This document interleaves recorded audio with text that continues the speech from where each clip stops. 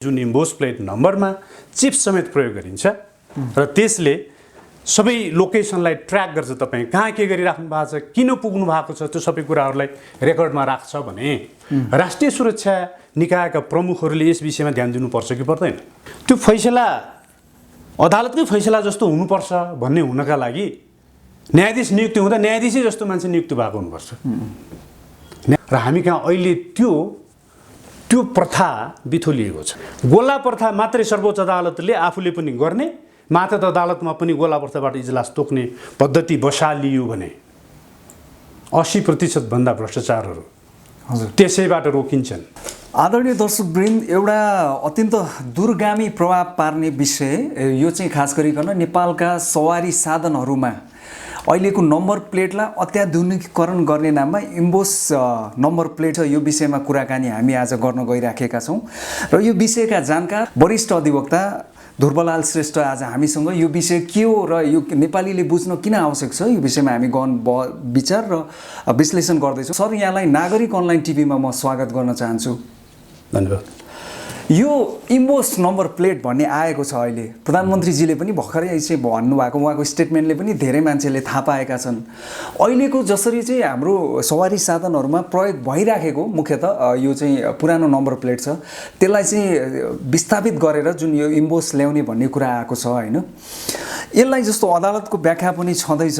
अनि अब चाहिँ प्रधानमन्त्रीजीले भन्नुभयो यो त हुँदैन भन्ने खालको कुरा उहाँले भन्नुभएको छ, तर अदालतको फैसलाले त अब यसलाई चाहिँ लागू गर्ने भनेर भनेको छ। र त्यसमा अर्को एउटा पक्ष चाहिँ के छ भने जस्तो भाषिक रूपमा इम्बोस नम्बर प्लेटमा प्रयोग हुने चाहिँ ल्याङ्ग्वेज भनौँ न, भाषा, त्यो चाहिँ हाम्रो राष्ट्रिय भाषा अर्थात् राष्ट्रलिपि देवनागरी लिपि चाहिँ त्यसमा चाहिँ प्रयोग नगर्ने भन्ने खालको कुरा आयो।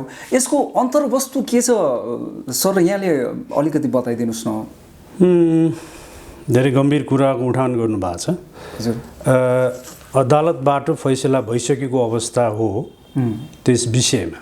हजुर, त्यो इम्बोस्ड जुन प्लेट युज गर्ने सवारी साधनमा भन्ने विषयलाई लिएर हजुर अदालतबाट फैसला भइसकेको छ। यो अवस्थालाई हामीले म्याथमेटिकली कसरी हेर्नुपर्छ पहिला भने यो सम्मानित सर्वोच्च अदालतबाट भइसकेको फैसला एकातिर छ। हजुर, त्यो फैसलाले के भनेको छ, त्यो फैसलालाई अब हामीले के गर्न सक्छौँ वा सक्ने अवस्था छ कि छैन त्यो हेर्ने एउटा कुरा हो। र त्यसलाई जनमानसले स्वीकार्न सक्छ कि सक्दैन त्यो अर्को कुरा हो। हजुर, व्यक्तिगत रूपमा मैले कानुनको एउटा विद्यार्थीको नाताले भन्नुपर्दा सम्मानित अदालतबाट भइसकेका फैसलाहरूलाई अन्यथा गर्न सकिने अवस्था छैन, किनकि यो संवैधानिक इजलासले पनि गरेको छ र अहिलेको प्रचलित त्यो चाहिँ ठ्याक्कै हाम्रो अहिलेको प्रधान न्यायाधीशजीकै उसमा होइन। यो right honourable chief justice Cholendra Shumsher जबराज्यूको सहितको ले लिड गर्नुभएको यो संवैधानिक इजलासले 5 सदस्यीय इजलासबाट फैसला भएको छ। मैले यसलाई पढेको छु। व्यक्तिगत रूपमा मेरो दुईटा धारणाहरू छ यो फैसलाप्रति। हजुर, पहिला त म एउटा कानुनको विद्यार्थी हुँ, फैसलालाई हामीले कसैले पनि इन्कार गर्न सक्दैनौँ। गलत फैसलालाई पनि हामीले इन्कार गर्न सक्दैनौँ। यसलाई हामीले मान्नुपर्छ, किनभने यो फैसलासँग स्याङ्सनरी फोर्स हुन्छ, योसित दण्ड गर्ने शक्ति हुन्छ। त्यसकारण अदालतको सम्मानका खातिर अदालतले गर्ने जुनसुकै फैसलाहरूलाई पनि हामीले इग्नोर गर्न सक्दैनौँ, एउटा कुरा। हजुर, त्यसो भन्दैमा फेरि त्यो फैसलाभित्र व्याख्या गरिएका कुराहरू कस्तो किसिमको विवादमा अदालतले कस्तो किसिमको फैसला दिएको छ, त्यो संविधान सम्मत थियो वा थिएन, कानुन सम्मत छ कि छैन, त्यो कुराहरूलाई हेर्नुपर्ने अर्को अवस्था रहन्छ। हजुर, मैले व्यक्तिगत रूपमा यसलाई हेर्दाखेरि के पाएँ भने अब यो संविधानको धारा 7 जसले नेपाली भाषा नै सरकारी भाषामा प्रयोग गर्नुपर्ने एउटा बाध्यकारी व्यवस्था गरेको छ। हजुर, त्यसलाई हेर्दाखेरि र यो इम्बोस्ड नम्बरको सवारी साधनका प्लेटहरू प्रयोग गरिने जुन व्यवस्था यो फैसलाले गरेको छ त्यो आपसमा संवैधानिक रूपमा बाजिएको जस्तो मैले देख्दछु। त्यो बाजिएको पनि छ, तर पनि अदालतले फैसला गरिसकेको अवस्था भएको हुनाले समस्या यहाँनिर छ। कसैले पनि यसलाई अन्यथा त गर्न सक्ने कुरो आएन व्यक्तिगत रूपमा। जस्तै मैले उदाहरण कसरी दिन्छु तपाईँलाई भने अब मेरो सवारी साधन दर्ता गर्न जाँदाखेरि इम्बोस नम्बर प्लेट गर्नुपर्छ प्रयोग गर्नुपर्छ भनेर सम्बद्ध अधिकारीहरूले त्यो कारबाही गर्न गरेको अवस्थामा मैले यो गर्दिनँ भनेर तपाईँले भन्न सक्नुहुन्न। होइन, अदालतको पनि फैसला यस्तो आएको छ, अब हामीले यसै अनुसार गर्नुपर्छ, तपाईँले मान्नुपर्छ भन्दाखेरि यो अदालतको फैसलालाई मैले टेर्दिनँ, अदालतको फैसलाले मलाई के गर्न सक्छ आदि इत्यादि कुराहरू तपाईँले विरोध गर्न सक्नुहुन्न, एउटा कुरा। हजुर। अर्को समस्या यहाँनिर के हुन्छ भने यो हुँदाहुँदैको अवस्थामा पनि सम्बद्ध निकायले यसलाई प्रयोग गर्ने वा नगर्ने, अनुसरण गर्ने वा नगर्ने, निकायलाई पनि अनुबन्धनकारी हुन्छ यो। एकदम। तर समस्या यहाँनिर के छ भने निकायले पनि यसलाई अप्लाई गर्न सक्ने अवस्था हो कि होइन, जनताहरूले पनि यसलाई जस्तो फैसला जसरी आएको छ त्यसरी नै अनुसरण गर्न सक्ने अवस्थाको छ कि छैन, त्यो कुरालाई हामीले विश्लेषण गर्नुपर्ने अवस्था हो। हजुर। म यसलाई कसरी हेर्दछु भने सरसर्ती हेर्दा व्यक्तिगत रूपमा मैले यो इम्बोस नम्बर वा अर्को नम्बर अहिलेको प्रचलित नम्बरलाई कायम गर्ने सन्दर्भमा सम्बन्धित विभाग समक्ष कारबाहीका लागि जाँदाखेरि मैले यो फैसलालाई अन्यथा गर्न सक्दिनँ। इम्बोस नम्बर तपाईँले राख्नुपर्छ भन्दा मैले राख्छु, तर विभागले के गर्छ यसलाई हुबहु मानेर वा यसलाई अप्लाई गर्ने अवस्था छ कि छैन, वा अप्लाई गर्दाखेरि पनि फेरि जनसाधारणले के गर्छ त्यो कुरालाई हेरिनुपर्ने कुरा हो र त्यो कुराले अर्थ राख्छ यो फैसलामा। म के देख्दछु भने यो संविधानको धारा 7 पनि विपरीत भएको हुनाले हजुर यो व्याख्यामा कहीँ केही कमजोरी त्रुटि भएको जस्तो मैले पाएँ एउटा कानुनको विद्यार्थीको हिसाबले। हजुर। मैले के भने नि फैसला सबैले मान्नुपर्छ, यसको बन्धनकारी एउटा शक्ति हुन्छ। फैसला मान्नु पर्दा पर्दै पनि त्यो फैसलाभित्र प्रयुक्त भएका कानुन र संविधानका दफाहरू यदि गलत भएछन् भने हजुर त्यसले जनसाधारणको भावनालाई वा संविधानको भावनालाई पनि कदर गर्न सकेको अवस्था छैन भने यो गलत छ भन्ने अधिकार हाम्रो पनि रहन्छ। फैसला मान्नुपर्ने एउटा बन्धनकारी अवस्था एकातिर छ। हजुर। त्यो मान्नेको अवस्थामा पनि यो मान्नुपर्ने गलत फैसला किन इम्पोज गरियो? सर यो पनि बताइदिनुहोस् न, के कारणले चाहिँ तपाईँलाई चाहिँ यो चाहिँ तपाईँ यसलाई स्वीकार्न सक्नु भएको छैन तपाईँको पाटोबाट चाहिँ के त्यो बताइदिनुहोस् न। मैले के कारणले भने नि तपाईँले इम्बोस प्लेटलाई युज गर्ने सन्दर्भमा एउटा भाषिक समस्या आयो, भाषा र लिपिको समस्या आयो भन्ने मूल मुद्दा यसरी उठाइएको अवस्था एउटा छ। हजुर। यसको तहतमा अरू उठाइएको मुद्दा के पनि हो भने गोपनीयता सम्बन्धी व्यक्तिको अधिकार, संवैधानिक अधिकारको कुरालाई पनि यो फैसलाले कुण्ठित तुल्याउने मैले देखेको छु। हजुर। यो कसरी भने नि हजुर हामीले व्यक्तिगत रूपमा कहीँ आफ्नो सवारी साधन लिएर जाँदाखेरि सरकारले त्यसलाई अनुगमन गर्न सक्ने, रेकर्ड राख्न सक्ने अवस्था रहला। यो फैसलाले समस्या कहाँनिर उत्पन्न गरेको छ भने नि यो फैसला गर्ने सम्मानित प्रधान न्यायाधीश स्वयंलाई पनि हजुर उहाँको गोपनीयताको हकलाई पनि यसले उल्लङ्घन गरेको छ यो फैसला आफैले। कसरी यो कुरातर्फ सम्मानित अदालतको ध्यान किन आकर्षण नभएको यसले मलाई ताजुब लागिरहेको अवस्था हो। यो कोही व्यक्ति विशेषको मेरो गोपनीयताको हक हनन हुन्छ यसले भन्नेसम्मको कुरो होइन। यसले त फैसला गर्ने न्यायमूर्तिहरूकै गोपनीयताको हकलाई पनि प्रश्न चिन्ह खडा गरेको छ। उहाँहरूले त्यहाँ ध्यान पुर्याउनु भएको जस्तो मैले देखिनँ। किनभने व्यक्तिगत रूपमा कहीँ जाने केही गर्ने भन्ने कुराहरू जहाँ त्यो इम्बोस प्लेट युज गर्दाखेरि त्यहाँ चिप्स हाल्ने र त्यो चिप्सले त्यो एफआरआइडी के भनिएको छ नि त्यसले सबै कुराहरूको लोकेसनलाई यो ट्र्याक गर्न सक्ने भन्ने कुराहरू त्यहाँ लेखिएको वा त्यो उद्देश्यका लागि यो प्रयोग गरिएको भन्ने देखिएको छ। त्यो गर्दाखेरि त के हुने भयो भने कसैको व्यक्तिगत गोपनीयताको कुरा, व्यक्तिगत स्वतन्त्रताको कुरा, कहीँ गएर कसैलाई भेट्ने कुरा, कुनै ठाउँमा कुनै कारणवश जानुपर्ने कुरा, त्यो सबै कुरालाई डिस्क्लोज गरेन र यसले त्यसकारण त्यो गोपनीयताको स्थिति वा त्यो हकलाई वास्तवमा यसले असर पारिराखेको छ र कसैको पनि त्यो गोपनीयता रहन सक्ने स्थिति अब आउँदैन। यो प्लेट सिस्टम र त्यो चिप्स प्रयोग गर्ने प्लेट इम्बोस प्लेट सिस्टम सवारी साधनमा प्रयुक्त भएको अवस्थामा एउटा कुरा र अरू सबभन्दा गम्भीर कुरा यो गोपनीयताको हक सम्बन्धी कुरामा के सन्निहित हुन आउँछ भने राष्ट्रिय सुरक्षाको कुरा।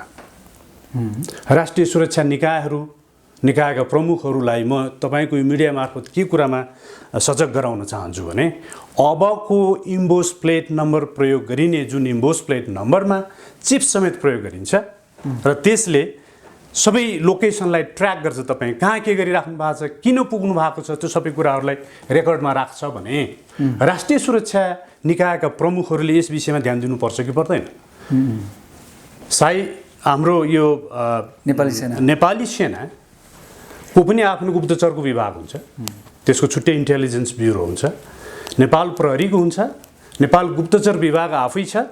के यी सबै विभागीय अधिकारीहरूले आफूले आफ्नो किसिम जुन एउटा रेस्पोन्सिबिलिटी हुन्छ नि संविधानले दिएको कानुनले दिएको हजुर त्यो रेस्पोन्सिबिलिटी अदा गर्नुपर्ने जुन अवस्था हुन्छ त्यस बमोजिमको काम कुरा गर्न कहीँ कतै जाँदाखेरि त्यो गोपनीयता कुनै पनि सरकारको कुनै अरू निकायले वा कुनै व्यक्ति विशेषले कुनै अरू सङ्गठनहरूले त्यो पाउन सक्ने यो सुरक्षा निकायको अधिकारी यहाँ यति बेला यो ठाउँमा यो यसरी पुगेको छ भन्न सक्ने स्थिति के हो राष्ट्रिय सुरक्षाको लागि यो खतरा नहोला। बिल्कुल मैले व्यक्तिगत रूपमा यो धेरै गम्भीर सर अनि यो जुन इम्बोसको चाहिँ समस्याको रूपमा देखेँ जिम्मा लिएको कम्पनी आफैमा पनि चाहिँ नेपालको होइन त्यो अमेरिकामा चाहिँ बेस कम्पनी होइन त। मैले यो मुद्दा हेर्दाखेरि त्यो कुरा त्यति राम्रोसित खुल्दैन, त्यसकारण यो मुद्दामा भएका कुराहरू भन्दा म बाहिर जान सक्दिनँ किनभने यो मुद्दाले यातायात व्यवस्था विभाग अन्तर्गत नै यो रेकर्डहरू अभिलिखित रूपमा रहने भनेको छ। र मेरो चासो के हो भनेदेखि यातायात व्यवस्था विभागले नै पनि त्यो कुरालाई सबै सुरक्षा निकायका प्रमुखहरूले सुरक्षा विभागले गर्नुपर्ने छुट्टै गोप्य काम कुराहरू जहाँ राष्ट्रिय सुरक्षाको सवालहरू सन्निहित हुन्छन् ती कुराहरू पनि यातायात विभागले के रेकर्ड राख्न पाउने हो त। किनभने श्री 5 यो सरकारी निकायले पनि आफ्नो क्षेत्राधिकार अनुसारको काम गर्नुपर्ने हुन्छ नि। त्यो क्षेत्राधिकार यो सुरक्षा सम्बन्धी क्षेत्राधिकारहरू अरू सरकारी विभागहरू वा मन्त्रालयलाई पनि हुने भन्ने कुरा त होइन। त्यसकारण मैले के देखेँ भने राष्ट्रिय सुरक्षाको सवालमा पनि यो मुद्दाले असर पार्ने देख्दछु मैले भनिहालेँ न्यायमूर्ति स्वयं जसले फैसला गर्नुभएको छ यसलाई बडो सामान्य ढङ्गले व्याख्या गरियो र सामान्य ढङ्गले गरिएको व्याख्यामा पनि आउटराइटली संविधानको धारा 7 धारा 28 गोपनीयताको हक हो त्यसको विपरीत यो गएको मैले देखेँ। र यहाँ कस्तो किसिमको व्याख्या पनि भएको देखेँ भने यो व्याख्या आदि इत्यादिलाई हामीले अहिले व्याख्या गर्नु पर्दैन र खासमा हुँदैन पनि किनभने यो फैसला अन्तिम भएर रहेको छ। तर यो जनसाधारणले पचाउन सक्ने वा पचाउन नसक्ने भन्ने कुरा उठेको मुद्दा भएको हुनाले मैले व्यक्तिगत रूपमा के देख्दछु भने यो प्राविधिक र कानुनी संवैधानिक कुराहरू जसरी यसमा सन्निहित भएर आएका छन् नि देशको राष्ट्रिय सुरक्षा व्यक्तिको गोपनीयताको कुरा राष्ट्रिय सुरक्षा अङ्गका गोपनीयताका कुराहरू जसरी यसले कायम राख्न नसक्ने भन्ने जस्तो देखायो त्यसलाई बुझेको अवस्थामा यसलाई जनसाधारणले पनि स्वीकार्छ जस्तो लाग्दैन। र मैले मिडियाबाट थाहा पाए अनुसार मैले के पनि थाहा पाएँ भने यो विषयका अभियन्ताहरू भाषा लिपिलाई संरक्षण गर्नुपर्छ र यसले भाषा लिपिमा अन्यथा असर गरिराखेको छ पुर्याउँछ र यसलाई मान्नुहुन्न भन्ने अभियानमा लाग्ने अभियन्ताहरूले पनि यो फैसला अन्तिम भएको अवस्थामा यसलाई पुनरावलोकन पनि गर्न नसकिने त्यो अवस्थालाई बुझेर उहाँहरू बार एसोसिएसनतिर जानुभयो यसले त यस्तो स्थिति पैदा गर्यो के गर्ने हो अनि उहाँहरू त्यसपछि राष्ट्रपति समक्ष जानुभयो प्रधानमन्त्री समक्ष जानुभयो धेरै ठाउँमा उहाँहरू प्रधानमन्त्रीजीको त स्टेटमेन्ट पनि आयो नि उहाँले यो चाहिँ मैले यो पनि सुने प्रधानमन्त्रीज्यूले स्टेटमेन्ट दिएको र स्टेटमेन्ट अनुसार मैले सुनेको कुरा हो मिडियामा आएको कुरा स्टेटमेन्ट अनुसार यो इम्बोस्ड प्लेट नम्बर सवारी साधनमा प्रयोग गर्ने भनिएको कुरा हामीले नेपालीमा नै प्रयोग गर्छौँ त्यसअनुसार गर्दैनौँ यस कुराहरूमा ढुक्क भए हुन्छ भनेर यो राष्ट्रिय यो प्रज्ञा प्रतिष्ठानका उपकुलपतिज्यूहरूलाई पनि भन्नुभएको भन्ने समाचारमा मैले पनि सुने हो। अब यहाँको क्वेसन के हो भने नि सम्मानित अदालतमा मुद्दाहरू उठ्छन् मुद्दाहरू उठाइन्छन् मुद्दाहरू उठाइसकेको अवस्थामा त्यो मुद्दाको ओज के हो विषयवस्तु के हो त्यसलाई त अदालतले त राम्रोसित बुझ्नु पर्यो नि। मैले के कुरामा यहाँलाई ध्यान आकर्षण गराउन खोजेँ भने यो जुन फैसला आएको छ नि यो फैसला कोही व्यक्ति विशेषको मुद्दाको बीचको फैसला होइन यो कुनै घर परिवारभित्रको दाजुभाइको अंश मुद्दाको फैसला होइन लोग्ने स्वास्नी बीचको सम्बन्ध विच्छेद आदि इत्यादिको फैसला होइन, कुनै व्यापारिक प्रतिष्ठान वा सङ्गठनहरू बीचको व्यापार व्यवसाय र करारीय दायित्व सम्बन्धी मुद्दाको फैसला होइन। हजुर, यस्ता मुद्दाहरू कुनै पनि मुद्दामा अदालत संवेदनशील हुनुपर्ने कुरामा विवाद छैन। त्यसमाथि पनि मेरो भनाइ के हो भने यो राष्ट्रिय सुरक्षाको सवाल, राष्ट्रिय भाषा लिपिको सवाल, जसलाई मान्छेले आफ्नो ज्यानभन्दा पनि प्यारो ठान्छ। एकदमै हामीले आफ्नो राष्ट्रिय भाषा र लिपिलाई गुमायौँ भने हाम्रो पहिचान कहाँ रहन्छ? एउटा कुरा थियो। हामीले राष्ट्रिय सुरक्षाको सवालमा हामीले ध्यान पुर्याउन सकेनौँ भने हामी सुरक्षित रहन सक्छौँ कसरी? यी सबै कुराहरू सन्निहित भएको मुद्दा हो, सार्वजनिक सरोकारको मुद्दा हो। हजुर, जुन सार्वजनिक सरोकारको मुद्दाले यो जुन काम इम्बोस प्लेट नम्बर सवारी साधनमा प्रयोग गरिने र त्यसमा चिप समेत प्रयोग गरिने यो जीपीएस सिद्धान्त यो कन्सेप्टभित्रको कुरा हो। त्यो भनिएको छ। त्यसले त के गर्यो भनेदेखि यो भाषा लिपिलाई पनि अन्यथा गर्ने भयो, राष्ट्रिय सुरक्षामा पनि खतरा आयो, मान्छेको गोपनीयताको अधिकार पनि रहेन भनेर यो जुन रिट निवेदकहरू अदालत समक्ष जानुभयो नि, उहाँले राम्रो कुराको उठान गर्नुभएको छ। तर यसलाई साह्रै साँघुरो ढङ्गले व्याख्या गरियो अदालतबाट। सर, यहाँले भन्नुभयो नि यो फैसला आफैमा पनि संविधानको खिलाफ पनि छ, केही बुँदाहरू यहाँले जस्तो गोपनीयताका कुराहरू पनि गर्नुभयो। अब अदालत आफैले त संवैधानिक फैसला गर्नु पर्यो नि त। त्यो हिसाबले त यो कहाँनिर चाहिँ तालमेल भएको छैन सर? यो पनि अलिकति प्रष्ट पारिदिनुहोस् न हजुरले। यस्तो हुन्छ, अब अदालतले फैसला गरेका फैसला आफैमा असंवैधानिक तपाईँले भनिराख्नु भएको छ सर। त्यो हिसाब मैले यसले उठाएका गम्भीर राष्ट्रिय सवालका कुराहरू पनि राखेँ र यो सँगसँगै यो मुद्दाको प्रारूप व्यक्तिगत मुद्दा, व्यक्ति र सङ्गठन बिचमा भएका मुद्दाहरू जस्तो होइन पनि भने, तर जुनसुकै मुद्दाको फैसला गर्दाखेरि पनि अदालतले कानुनी आधार, त्यसको व्यवस्थालाई विवेचना गर्नुपर्छ र त्यसको मर्मलाई बुझेर त गर्नुपर्छ। हजुर, र मैले के देखेँ भने हो उहाँहरूलाई लागेको हुनसक्छ, सम्मानित इजलासलाई लाग्न सक्छ कि हामीले यो देख्यौँ, यो गऱ्यौँ। तर त्यो देखिएको कुरा हमेसा जस्तै यो त अब संवैधानिक इजलास, पूर्ण इजलास भएको हुनाले यस उपरमा जाने पुनरावलोकन गर्ने व्यवस्था हामी कहाँ भएको हामीले पाएनौँ, देखेनौँ। तर कतिपय अवस्था के हुन्छ भने एउटा एकल इजलासले गरेको उपरमा यो दुईजना न्यायाधीशको इजलासले हेर्न सक्ने वा तीनजना न्यायाधीशको इजलासले हेर्न सक्ने, वा त्यो इजलासले पनि हेरेको फैसला यदि नमिलेको अवस्था छ, कानुन नमिलेको अवस्था छ भने अझै बृहत हजुर इजलासले, पूर्ण इजलासले हेर्न सकिने त्यो व्यवस्था कानुनले गरेकै अवस्था हो। त्यसबाट के कुराको इङ्गित हुन्छ भनेदेखि नि फैसलाहरू न्यायाधीशले गर्दाखेरि पनि त्यहाँ त्रुटि हुन्छन्। त्यस्तो त्रुटिलाई सच्याउने यथासम्भव कानुनी उपायहरूको व्यवस्था भएको हुन्छ। हजुर, विधायनी शक्तिले त्यो कुरो बनाएको हुन्छ।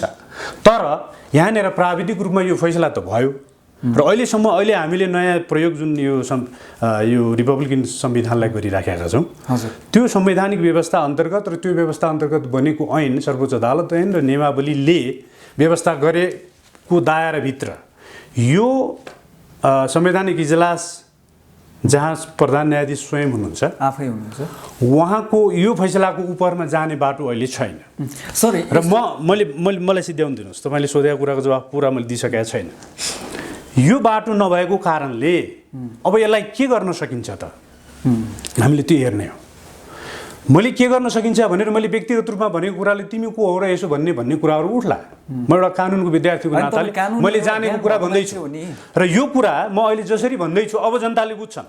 म यो बुझाउन आएको हुँ। अदालतले फैसला गरेको छ, अदालतको फैसला हमेसा सबै सही हुन्छ भन्ने होइनन्। गलतै भए पनि त्यो अदालतको फैसलालाई अदालत संस्थालाई मान्ने हिसाबले, अदालतको स्वतन्त्रता र त्यसको मान्यताको हिसाबले हामीले मान्नुपर्ने हुन्छ, सबैले पनि मान्नुपर्ने हुन्छ। त्यसकारण यसको दण्डनीय स्वभाव हुन्छ, यसलाई सबैले मान्नुपर्छ मैले भने।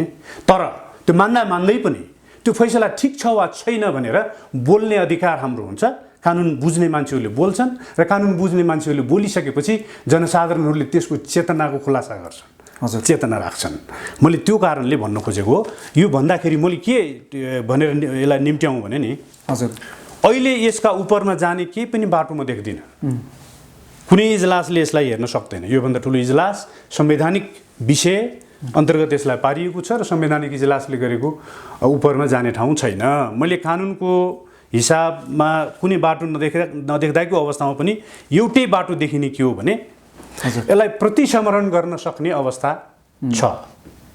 त्यो प्रतिसमरण भनेको के हो भने कुनै निकायले अदालतले यही फैसलालाई भनौँ अन्त्य किन जाउँ र यो फैसला गल्ती भयो यसलाई अन्यथा गर्ने अब उपाय नै छैन अब गर्ने के यो प्रतिसमरण भन्ने एउटा नेपाली शब्द छ त्यो गल्ती भएकोलाई सच्याउने एउटा अभ्यास त्यसले गराउँछ हजुर बाटो देखाउँछ अब त्यो बाटो के हो त मैले देख्छु यो सर्वोच्च अदालत ऐन र नियमावली त सर्वोच्च अदालत आफैले बनाउँछ तर सर्वोच्च अदालत ऐन जुन विधायनी शक्तिले बनाउँछ नि सांसदहरूले हजुर सांसदबाटै यो कानुनको निर्माण हुनुपर्ने अवस्था छ कमसे कम संवैधानिक इजलासको प्रारूप र यसले गर्न सक्ने गरिएको फैसलाहरू र गरेका फैसलाहरूमा भएको त्रुटि जसले देशको राष्ट्रिय सुरक्षाको सवाल उठाउँछ भाषा लिपिको असुरक्षाको सवाल उठाउँछ र जसले जनताले त्यसलाई पचाउन नसक्ने एउटा अवस्थालाई पनि इङ्गित गराउँदछ देखाउँछ भने यस्तो फैसला त रहिराख्नु भएन नि हजुर सर यसैमा नि मेरो एउटा क्रस क्वेसन आएको थियो मैले वास्तवमा त्यही सोध्न खोजिरहेको थिएँ यहाँले भने जस्तो यो जुन फैसला भएको छ यो चाहिँ सम्माननीय प्रधान न्यायाधीशज्यूको नै चाहिँ उहाँकै चाहिँ भनौँ न उहाँ आफै सहितको यो चाहिँ संवैधानिक इजलासले गरेको फैसला हो र यो अनुसार इम्बोस नम्बर प्लेटहरू अङ्ग्रेजी भाषामा हुनेछन् र त्यसको लागि चाहिँ यो फैसला भइसकेको अवस्थामा प्रधानमन्त्रीजीले चाहिँ अब यो लेटेस्ट उहाँले भनेअनुसार चाहिँ त्यस्तो हुँदैन यो नेपाली भाषामा नै बन्ने छ भन्ने खालको उहाँको जुन सार्वजनिक रूपमा बोल्नु भएको छ उहाँले यो त मिलेन नि त जुडिसियरीको कुरा र यताको भनौँ न एक्जिक्युटिभ पावर जो छ कार्यपालिकाको यो त मिलेन नि त फरक भयो नि त यसलाई चाहिँ कसरी म्याच गर्न सकिन्छ अर्थात् प्रधानमन्त्रीजीले बोलेको के अर्थ रहन्छ यस्तो अवस्थामा जबकि तपाईँ भन्नुहुन्छ कानुन यो अन्तिम हो यसमा कुनै दायाँ गर्न सक्ने मैले बुझेँ संसारमा यस्ता धेरै अवस्थाहरू छन् जहाँ अदालतले फैसला दिँदाखेरि पनि त्यो फैसला कायम हुन सक्दैन मैले भनिहालेँ अदालतको स्याङ्सनरी फैसलाको स्याङ्सनरी फोर्स हुन्छ मानिएन भने त्यो किन मानेनौ भनेर उसले मानहानि आदि इत्यादिको कारवाही गर्न सक्छ यो अदालतको सम्मानित यो संवैधानिक इजलास पूर्ण इजलासबाट जुन फैसला भएको छ यो फैसलाले त स्पष्ट रूपमा इम्बोस्ड प्लेट नम्बरहरू सवारी साधनमा प्रयोग गर्न पाउँछ यातायात व्यवस्था विभागले गर्नुपर्छ त्यसमा कुनै आपत्ति छैन निवेदकको माग बमोजिम अन्यथा जानुपर्ने अवस्था होइन भनेर फैसला गरेको छ हजुर यो अवस्थामा सम्माननीय प्रधानमन्त्रीज्यूले त्यो भन्नुभएको हो भने त्यो भनाइ एक मानेमा कानुनको एउटा स्पष्ट व्याख्याको हिसाबले हेर्ने हो भने मानहानि जन्य हुन्छ तर त्यहाँ तर छ प्रधानमन्त्री एकातिर फैसला अदालतको छ जसलाई म पनि एउटा कानुनको विद्यार्थीको हिसाबले त्रुटिपूर्ण देख्छु किनभने त्यहाँ जुन संवैधानिक प्रश्नहरू उठाइएका छन् ती संवैधानिक प्रश्नहरूको व्याख्या यथोचित ढङ्गले गरिएको छैन एउटा र पनि प्रधानमन्त्रीज्यूले फेरि एकातिर के भन्नुभएको छ सम्माननीय प्रधानमन्त्रीज्यूले भने त्यो फैसला यदि उहाँले भन्नु नै भएको र त्यो भनाइ इम्प्लिमेन्ट हुन्छ भने है हजुर त्यो फेरि भनाइ र गराइमा फरक हुन्छ कहिलेकाहीँ राजनीतिक भाषाहरू एउटा आउँछन् र त्यसको गराइ अर्को हुन्छ अब यो फैसलालाई कसरी उहाँहरूले इङ्गित गर्नुहुन्छ वा इम्प्लिमेन्ट गर्नुहुन्छ त्यो मलाई थाहा छैन यदि त्यो भनिएको कुरा मिडियामा आएको कुरा सत्य हो भने त्यो भनाइले सरसर्ती अदालतको अपमान हुने हो कि जस्तो त देखिन्छ नै किनकि यो एकदमै अन्तिम फैसला भएर बसेको छ तर म के भन्दछु यहाँनिर भने नि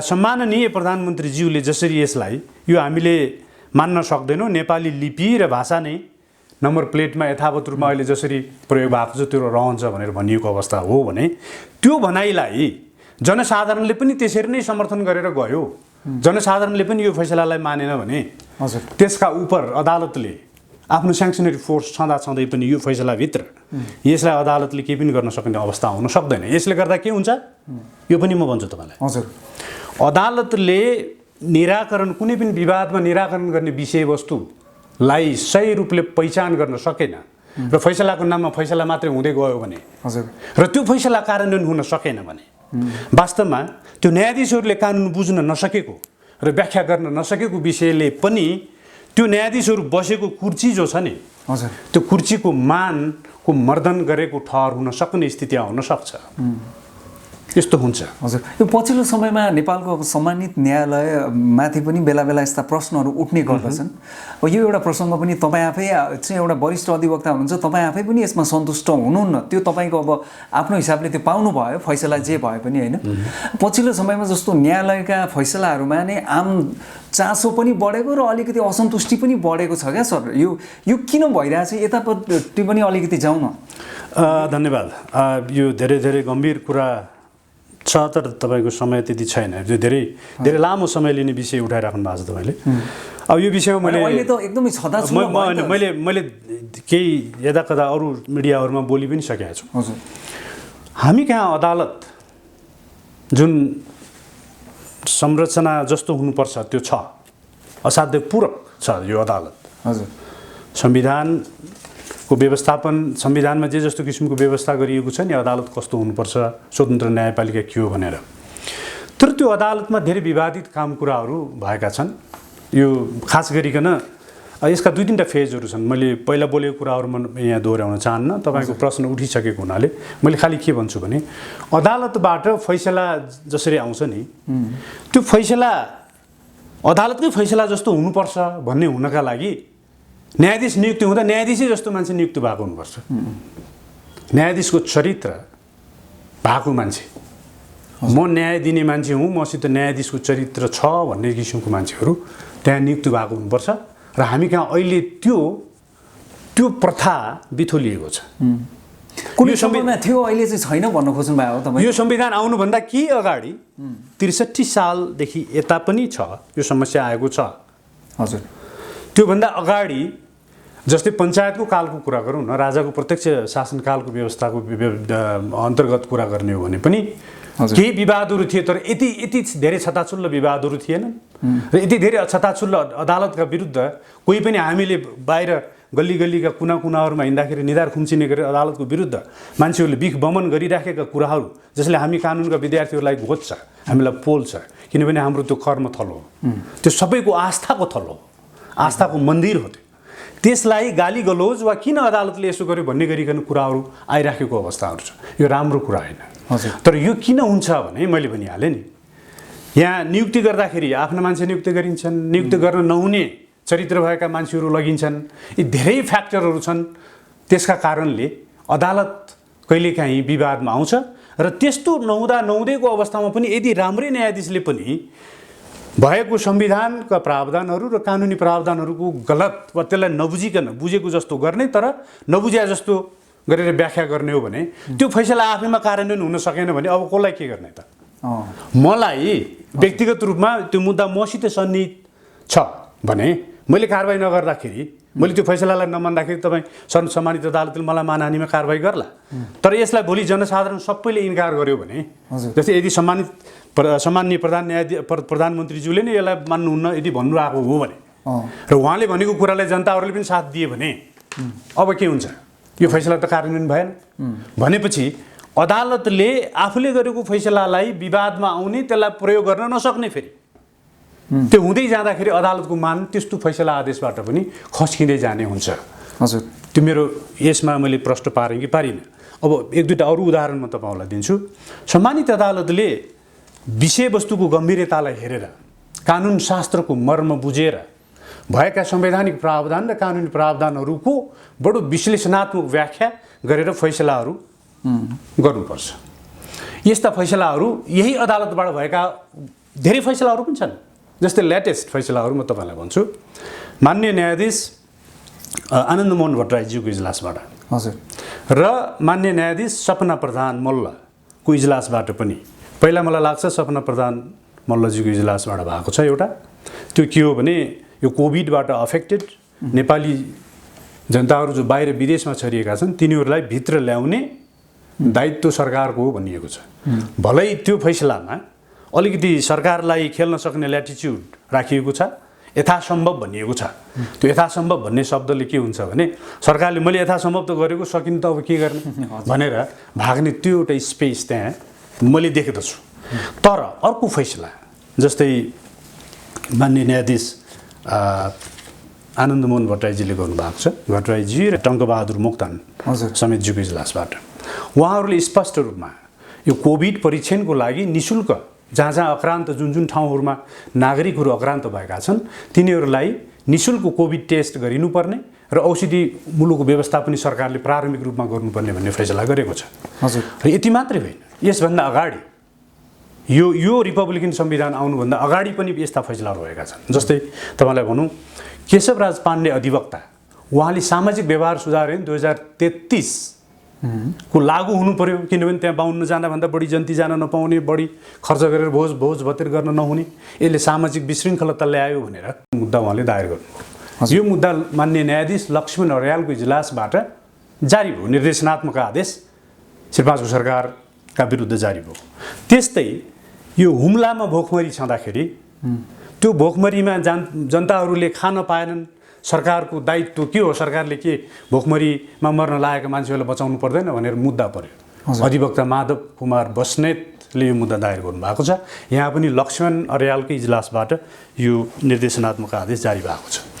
मैले के भन्न खोजिरहेको छु, यो 4वटा मुद्दाको फैसला तपाईँहरूलाई सुनाएँ। यसको अलावा हजुर, यो फैसलाको अलावा यो 4वटा अरू मुद्दाहरूको फैसला जो जनहितको पक्षमा छ, हजुर, राष्ट्रिय हित र सामाजिक हितको पक्षमा छ, त्यो पक्षमा भएको फैसला पनि कुनै पनि कार्यान्वयन भएन। त्यो दुर्भाग्य हो। म के भन्दछु, सम्मानित इजलासलाई, यो right honourable chief justice Cholendra Shumsher जबराज्यूलाई पनि म यहाँबाट तपाईँको मिडिया मार्फत के आग्रह गर्न चाहन्छु भने, तपाईँ प्रधान न्यायाधीश जस्तो हुनुहुन्छ भने यस्ता फैसलाहरू कार्यान्वयन नभएको अवस्थामा कार्यान्वयन गर्ने एउटा काम गर्ने गराउने काम किन गर्न सक्नुहुन्न? हजुर। यदि गर्न नसकिएको हो भने के कारणले गर्न नसकिएको हो, हामीले किन थाहा पाउनु नहुने, त्यो त हामीले जान्नु पर्यो नि। सुसूचित हुने अधिकार त सबै नागरिकहरूलाई छ, कानुनकर्मी कानुन व्यवसायीहरूलाई छ। त्यो जनपक्षीय र राष्ट्रपक्षीय समाजपक्षीय जनहितको पक्षमा भएका फैसलाको कार्यान्वयन नभएको अवस्थामा पनि अदालत चुप्प बस्ने, त्यसको कार्यान्वयन नगर्ने, यति मात्रै होइन। अस्ति भर्खर यो कोभिडको विषयमा माननीय आनन्दमोहन भट्टराईज्यू र टङ्क मोक्तानज्यूको इजलासले जुन आदेश गर्नुभएको छ नि, त्यो आदेशका विरुद्धमा सरकारले एलान गर्यो। सम्बद्ध विभागले के भन्यो भने हामीले उपचार खर्च दिन सक्दैनौँ, नागरिकहरू आफै उपचार गर्ने भन्ने व्यवस्था गरे। त्यो फैसला वा त्यस्तो किसिमको सरकारी अभिव्यक्ति आफैमा म्यान्डेटोरीली जुन फैसला भएको छ नि, यसलाई मान्नुपर्छ भनेर सरकारले औषधिमूलकको प्रारम्भिक व्यवस्था गर भनेर जसरी फैसलाले बन्धनकारी रूपमा भनेको छ, त्यसलाई मान्दिन भनेको हो नि। त्यसलाई मान्दिन भनेको अवस्था त्यो त ठाडो अदालतको मानहानि भएको हो। त्यो हामीले टुलु हेरेर बस्नुपर्ने अवस्था छ। केही साथीहरूले कुरा उठाइराख्नु भएको छ, मानहानि हो। यो सोमोटो अदालतले वास्तवमा पक्राउ पूर्जी जारी गर्नुपर्छ यस्ता के सम्बद्ध विभागका मन्त्री वा प्रधानमन्त्री जो तिनीहरूलाई भनेर, तर पनि अदालत केही गर्दैन। यसका माथि यसका बावजुद अब आयो अदालत आफैले यस्तो फैसला गर्छ जुन फैसलाले राष्ट्रिय सुरक्षाको सवाल उठाउँछ, जुन फैसलाले राष्ट्रिय भाषा लिपि सम्वर्धन हुन नसक्ने, यसको नाश हुन सक्ने तर्फ इङ्गित गर्दछ र त्यसको उपचारको यथोचित एउटा व्याख्या नगरिकन उल्टो व्याख्या गर्छ। हजुर। भने यस्तो फैसलालाई भोलि जनताले नमान्दाखेरि अब सम्मानित अदालतले के गर्ने हो? के गर्न सक्ने अवस्था त नरहला। हजुर। जनताले नमानेपछि के गर्ने? तर जनताले नमानुस् हाम्रो चाहना त्यो होइन। हामी कानुनका विद्यार्थीहरू हौँ। हजुर। यो फैसला मान्ने, सबैले मान्ने खालको आउनुपर्छ। यसले विवाद निम्त्याउनु हुँदैन। हजुर। विवाद समाधान गर्ने फैसला आउनु पर्यो। यहाँ यसले त्यस्तो विवाद ल्याए उहाँहरूकै गोपनीयता हुँदैन, उहाँहरूले त्यो हेक्का राख्नु भएन।